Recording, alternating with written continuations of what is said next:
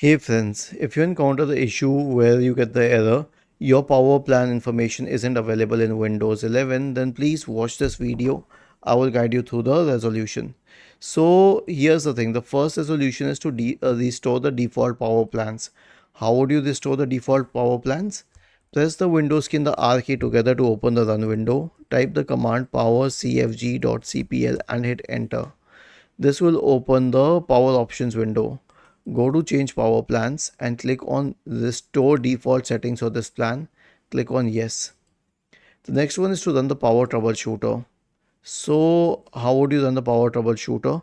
Press the Windows key and the R key together to open the run window. Type the command msdt.exe space -id space power diagnostic.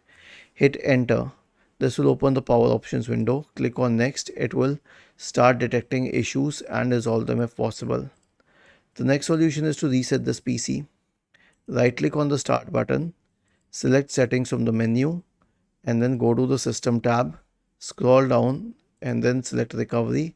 Click on reset PC and then select remove everything, and finally click on the option for cloud download.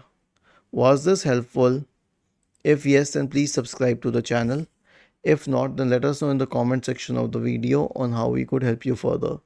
Thank you for watching this video and have a nice day.